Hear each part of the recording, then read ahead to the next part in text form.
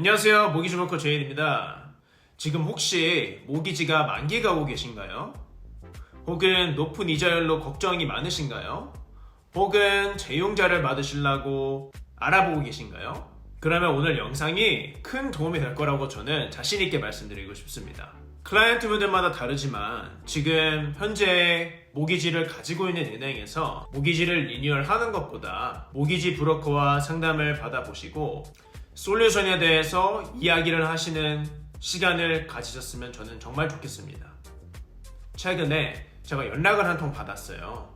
그래서 이 클라이언트 같은 경우에는 모기지가 모 은행에 있었는데 이제 리뉴얼을 알아보던 중에 A은행에서는 이자율을 4.99로 25년 상환을 해준다고 했고, 그리고 현재 있는 은행에서는 이자율을 5.09로 해줄 수 있다라고 안내를 받으신 상황이었습니다.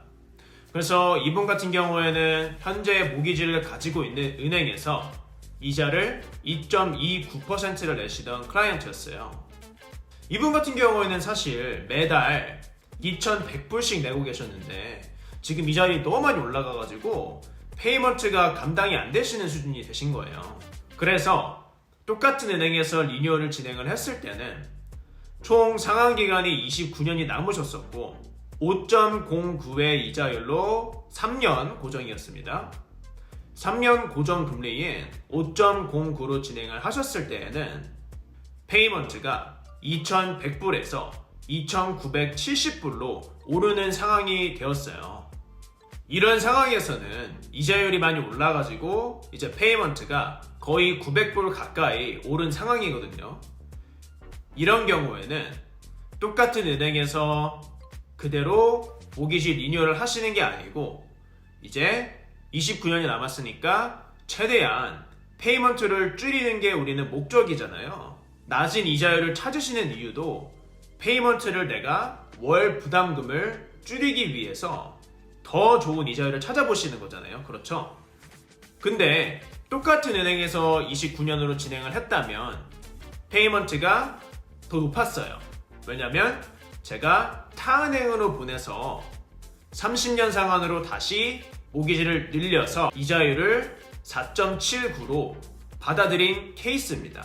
이분 같은 경우에는 제가 예를 들어서 지금 현재 모기지를 가지고 있는 A라는 은행이라고 가정을 한번 해볼게요. A라는 은행에서는 이자율을 5.09%를 주고 현재 남은 총 상환기간인 29년을 기준으로 있는 그대로 모기지를 리뉴얼을 해드릴 수가 있습니다. 자, 이분 같은 경우에는 B은행에 가셔서 상담을 받으셨어요.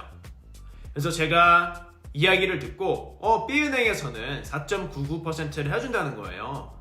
좋은 조건이시다. 근데 총 상환기간이 어떻게 되느냐 제가 여쭤봤어요.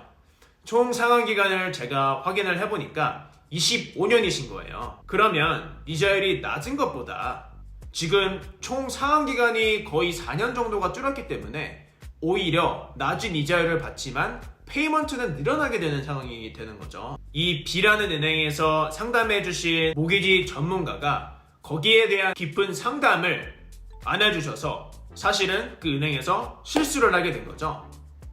많은 분들이 실수를 하시는 것들이 뭐냐면 이자율이 낮으니까 더 좋겠다 이렇게 단순하게 생각을 하시는데 그런 것보다도 지금 본인의 상황을 완벽하게 이해하시는 게 훨씬 중요합니다.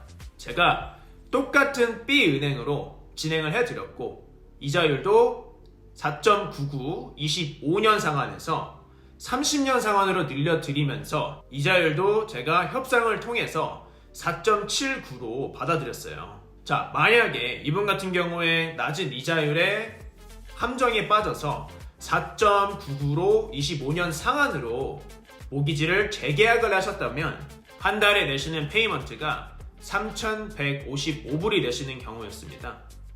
그러면 오히려 이자율이 높은 A은행 5.09를 제공하는 A은행에서 재갱신을 진행하는 편이 더 나았을 수도 있겠죠.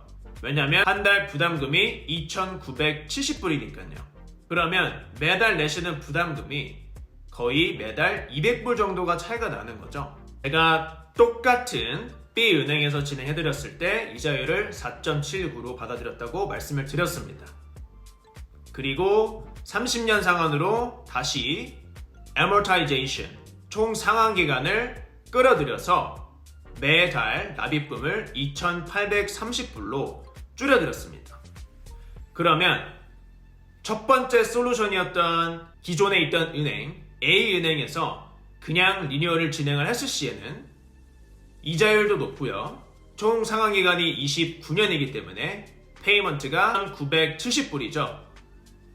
두 번째, B은행에서 25년 상환으로 했을 때는 이자율이 4.99였음에도 불구하고 상환기간을 줄였기 때문에 페이먼트가 3,155불이 됩니다. 자, 그러면 제가 제공해드린 솔루션은 B은행에서 진행을 하되 총 상환기간을 30년으로 땡기고 이자율도 협상을 통해서 제가 더 낮게 받아들였어요. 4.79%로. 그래서 매달 2,830불로 줄일 수 있었던 케이스라고 말씀을 드릴 수 있을 것 같습니다. 이러한 이유 때문에 낮은 이자율에 현혹이 되지 마시고 정말 전문가와 상담을 꼭 해보시고 본인 상황을 완벽하게 이해를 하시는 그러한 시간을 가지셨으면 저는 정말 좋겠습니다. 지금 현재 이자율이 많이 올라가고 있는 상황이기 때문에 예를 들어서 상환기간이 20년 남으신 분들, 25년 남으신 분들도 있어요. 이런 분들 같은 경우에는 본인이 상환기간을 30년으로 땡길 수 있다면 30년으로 땡기는 방법을 한번 고려를 해보시는 것을 저는 강력하게 추천을 해드리고 싶습니다. 상환기간을 땡긴다고 하시더라도 언제든지 다시 고무줄처럼 줄일 수가 있어요. 지금 현재 상환기간이 30년인데 3년 뒤에 27년이 되잖아요. 그래서 이자율이 많이 내려갔을 때에는 다시 20년으로 줄여버리실 수가 있습니다. 늘리시는 거는 조금 힘드실 수가 있지만 줄이시는 거는 언제든지 줄이실 수가 있어요. 그래서 이자율이 낮아졌을 때는 상환기간을 줄이는 방법을, 이자율이 올라갔을 때는 상환기간을 늘려서 월 부담금을 줄이는 그러한 솔루션으로 접근하시면 가계 부담에 많은 짐을 덜어드릴 거라고 저는 자신있게 말씀드릴 수 있습니다. 자, 그러면 오늘 간단하게 리뉴얼이나 재융자를 받으실 때 조심해야 될 점, 그리고 이자율보다도 솔루션이 훨씬 더 중요하다는 거에 대한 말씀을 드렸습니다. 이 영상을 보시고 궁금하신 사항이나 질문이 있으시면 저한테 연락을 주시면 제가 친절하게 설명해드리고 솔루션을 제공해드리도록 하겠습니다. 감사합니다.